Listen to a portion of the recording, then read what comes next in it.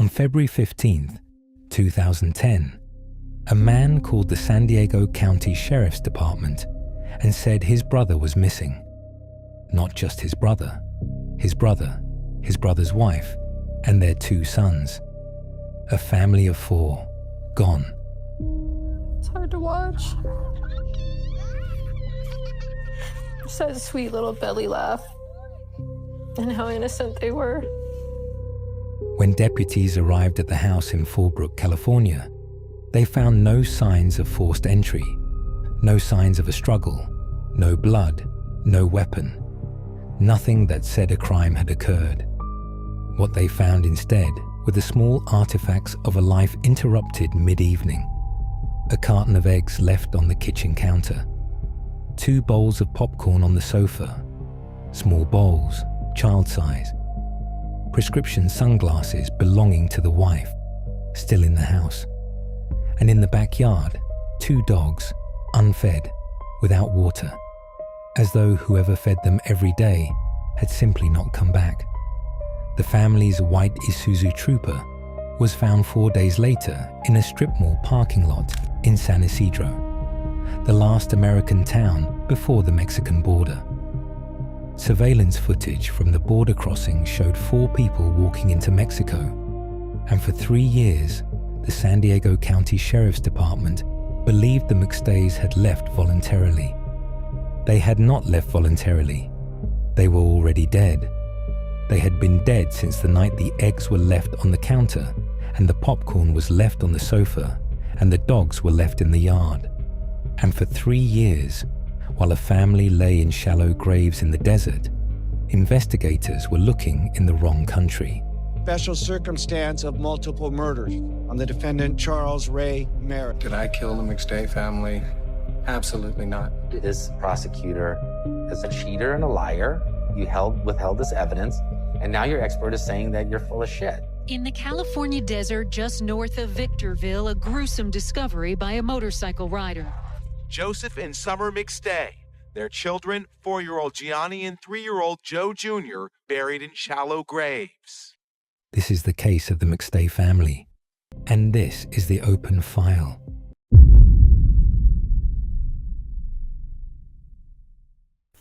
Joseph McStay was 40.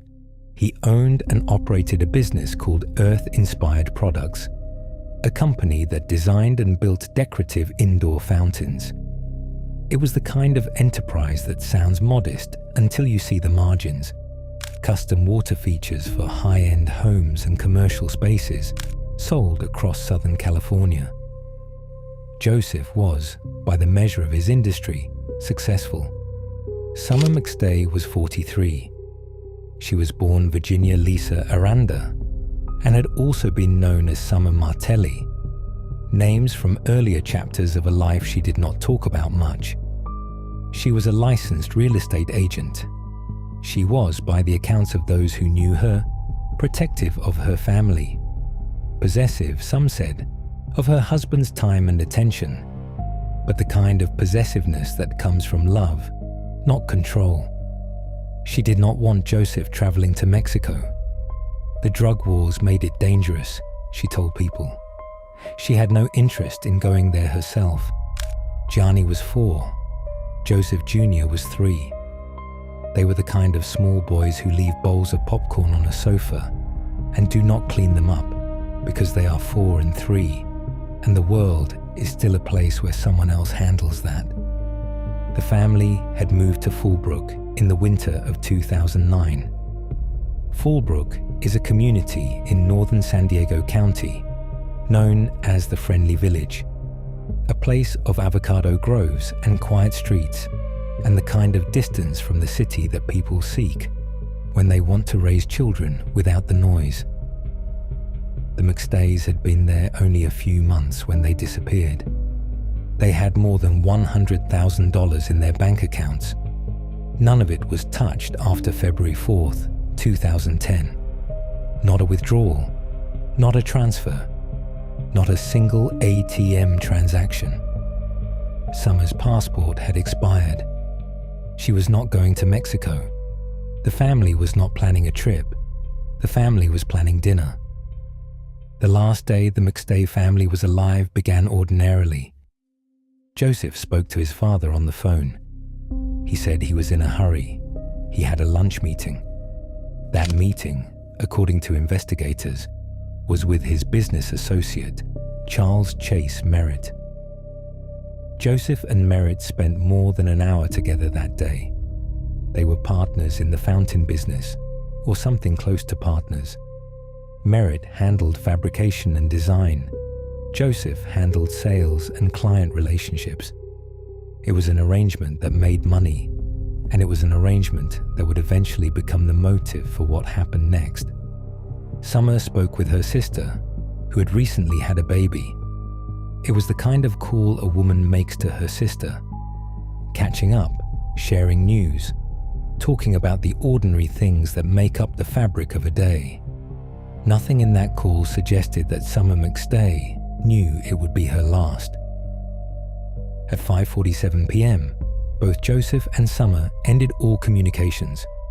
No more phone calls, no more texts, no more emails. The digital trail, the invisible record that modern life keeps of every person's movements, simply stopped. At 7:47 p.m., a neighbor's surveillance system captured the bottom 18 inches of a vehicle believed to be the McStay's white Isuzu Trooper pulling out of the driveway. The camera angle was too low to see the occupants. It was the last recorded movement of the family's vehicle near their home. At 8:28 p.m., a call was placed from Joseph's cell phone to Chase Merritt. It went to voicemail. Merritt later told police he was watching a movie and ignored it. Joseph's phone pinged a tower in Fallbrook, meaning the phone, at least, was still near the home at 8:28 that night. After that, nothing. A carton of eggs on the counter, popcorn on the sofa, dogs in the yard, and a house where 4 people had been alive that morning and were not alive that night, and no one came to check for 9 days. For 9 days, the McStay family was missing, and no one who could do something about it knew. Relatives called. The phones went to voicemail. Texts went unanswered. Joseph's brother, Michael, tried repeatedly to reach him. On February 13th, 9 days after the last communication, Michael drove to the house in Fallbrook. The doors were locked.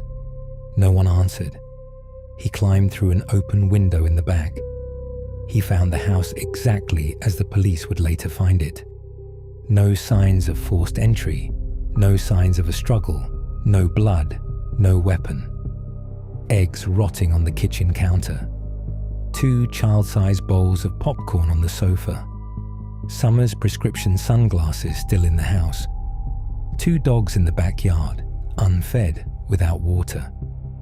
A family does not abandon its dogs. A mother does not leave her prescription sunglasses behind. A father does not walk out of his home with his wife and 2 small children and leave eggs on the counter and popcorn on the couch and not tell a single person where he is going. Michael called the San Diego County Sheriff's Department on February 15th. Deputies arrived. A search warrant was executed on February 19th, and then the investigation went in the wrong direction and stayed there for 3 years. On February 8th, 4 days after the McStays disappeared, their white Isuzu Trooper was towed from a strip mall parking lot in San Isidro, adjacent to the Mexican border. It had been parked there sometime between 5:30 and 7 that evening. Where the car was between February 4th and February 8th has never been established. The location of the vehicle, steps from the border, became the dominant theory. Investigators searched the family's computers and found browser histories for what documents do children need for traveling to Mexico, and Spanish language lessons. On March 5th, 2010, the San Diego County Sheriff's Department released surveillance footage from the San Isidro port of entry, recorded around 7 p.m. on February 8th. The video showed a family of 4, 2 adults, 2 small children, walking through the pedestrian gate into Mexico. The footage was grainy, the faces were indistinct, the height and build of the adults were roughly consistent with Joseph and Summer. The children appeared to be the right ages, and so the San Diego County Sheriff's Department concluded what the evidence seemed to suggest. The McStays had gone to Mexico voluntarily. In April 2013, more than 3 years after the disappearance, the department officially announced that it believed the family had traveled to Mexico of their own accord. The theory was wrong, and the evidence against it was there from the beginning. Summer's passport was expired. A woman with an expired passport does not cross an international border with her children. Over $100,000 sat in the family's bank accounts, untouched. A family planning to relocate to another country does not leave its money behind. The family's relatives insisted, repeatedly, loudly, to anyone who would listen, that Joseph and Summer would not go to Mexico. The drug wars made it dangerous. Summer refused to go. Joseph had no interest. And there was the house, the eggs, the popcorn, the dogs. A family that decides to leave the country does not leave eggs on the counter and dogs in the yard without food or water. A family that plans to disappear does not leave its money in the bank and its sunglasses on the nightstand. The house did not look like a departure. The house looked like an interruption. But the video was compelling, and the San Diego County Sheriff's Department was under pressure to provide an answer. And the answer they provided, Mexico, voluntary, was an answer that required no further investigation. No homicide detective was assigned. No crime scene was processed. No persons of interest were named. For 3 years, the McStay family was classified as missing, not murdered.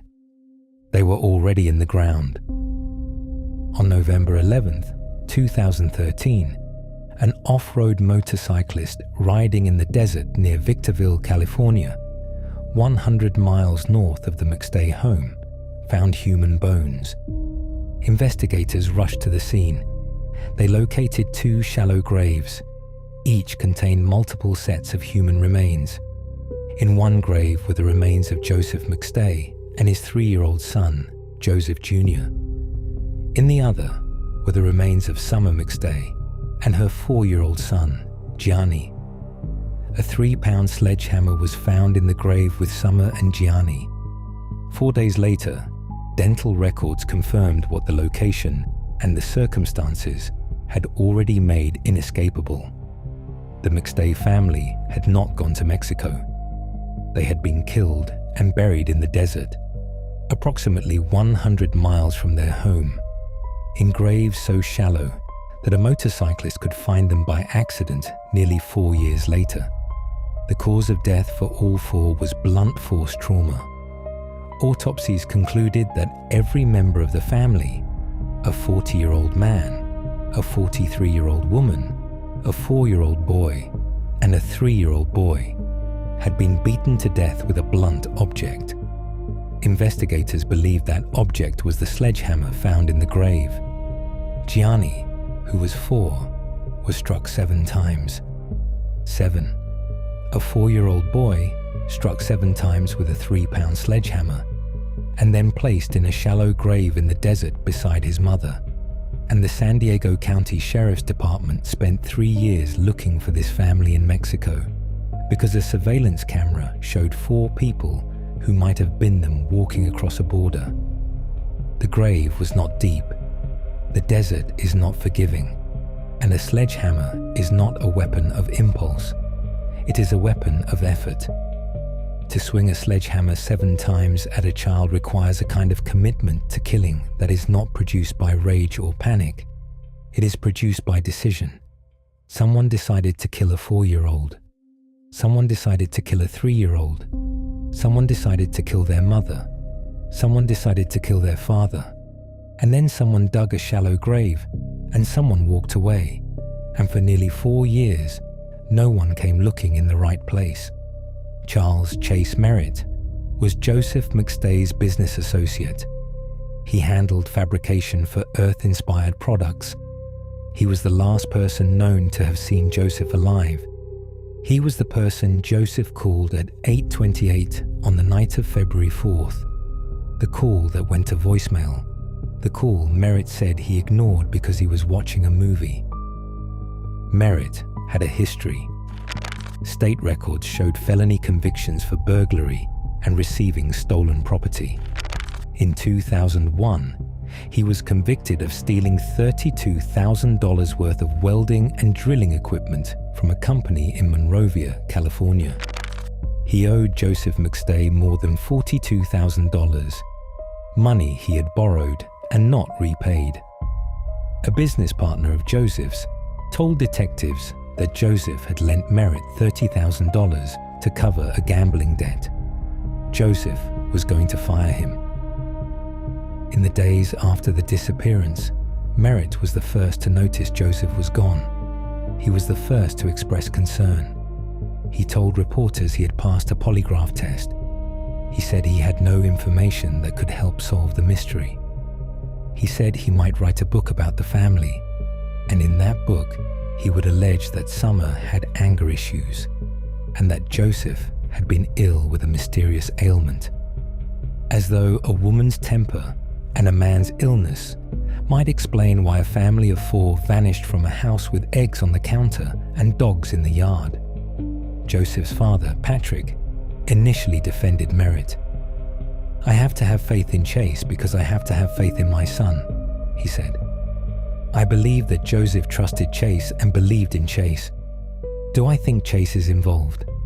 I don't think so, and I truly hope not." Patrick McStay would later change his mind. When investigators finally turned their attention to Merritt, they found a web of circumstantial evidence. DNA matching Merritt was recovered from the steering wheel and gear shift of the McStay's Isuzu Trooper, the vehicle found near the Mexican border. Cell phone records placed his phone in the area of the family's home and later in the area of the desert graves. Checks written on Joseph's business account in the days after the disappearance bore Merritt's handwriting. They had been forged. On November 5th, 2014, Charles Chase Merritt was arrested and charged with 4 counts of murder.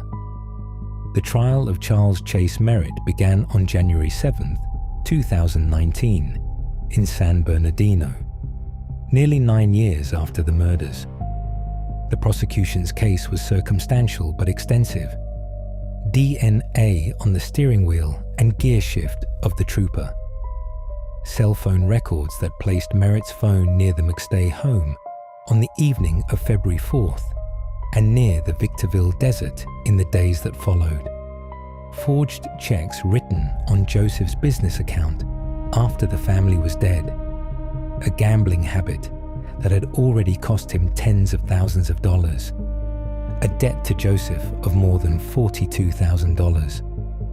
A meeting with Joseph the day the family disappeared that lasted more than an hour. The prosecutor told the jury that greed drove the killings. Merritt was about to be fired. He owed money he could not repay. Joseph's business account was the only resource left, and the only way to access it without Joseph's knowledge was to eliminate the person who controlled it, and every person who might notice he was gone. The defense attacked the timeline. They argued the cell tower evidence was imprecise, that it could place a phone in a general area, but not at a specific location. They noted that the prosecution's timeline required Merritt to kill a family of 4, clean a crime scene, transport 4 bodies 100 miles, dig 2 graves, and return to his normal routine, all within hours. They pointed out that the search warrants in the case stated it was probable that more than one suspect was involved, since an entire family of 4 had been murdered, a detail the prosecution chose not to emphasize. The defense also raised the name of Dan Kavanaugh, another of Joseph's business partners, who also had financial motives. they alleged that Kavanaugh had confessed to the murders. The jury did not hear this confession, or if it did, it was not persuaded by it. On June 10, 2019, after 5 months of testimony, the jury found Merritt guilty on all counts. 4 counts of first-degree murder with special circumstances. On January 21, 2020, Merritt was sentenced to life in prison for the murder of Joseph McStay and to death for the murders of Summer, Gianni, and Joseph Jr. He is currently on death row.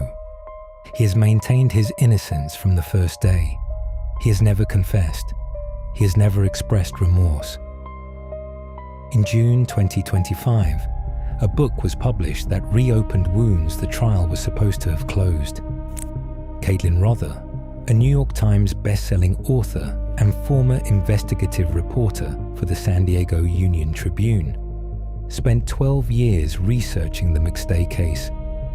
The book, Down to the Bone, A Missing Family's Murder and the Elusive Quest for Justice, was based on thousands of pages of investigative reports from both the San Diego and San Bernardino County Sheriff's Departments, documents that had never been made public.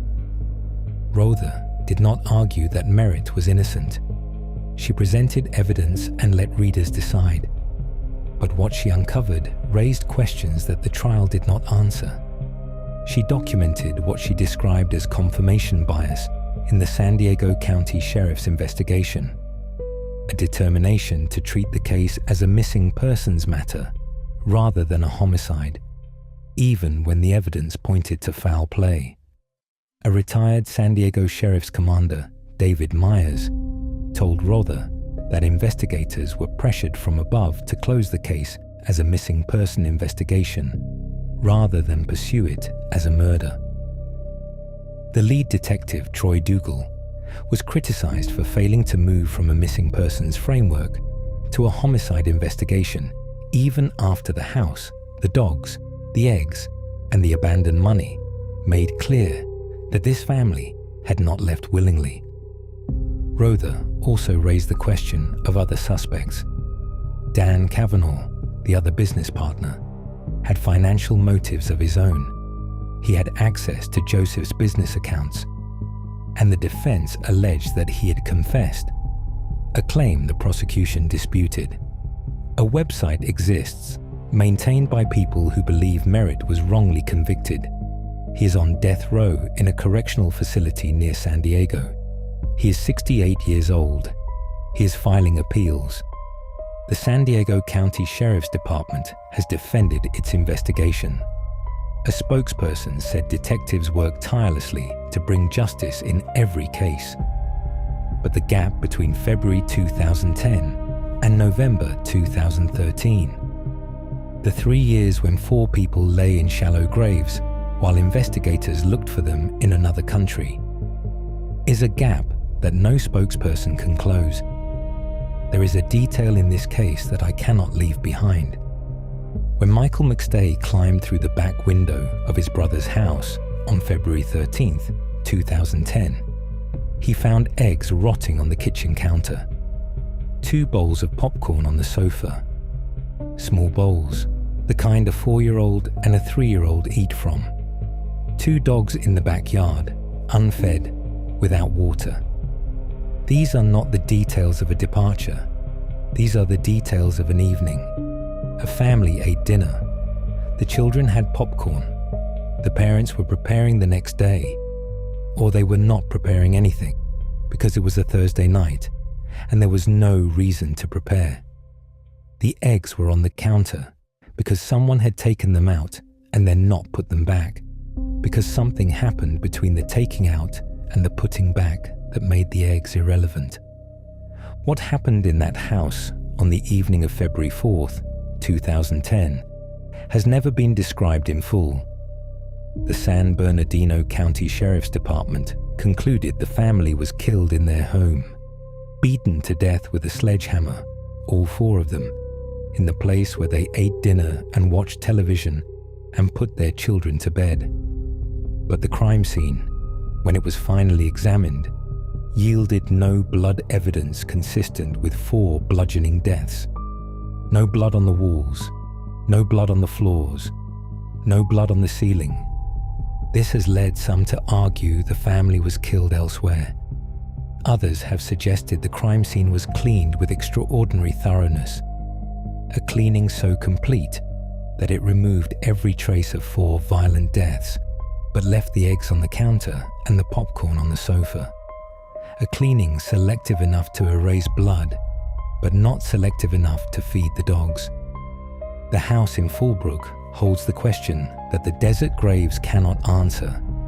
How does a family of 4 get beaten to death in a home and leave no physical trace?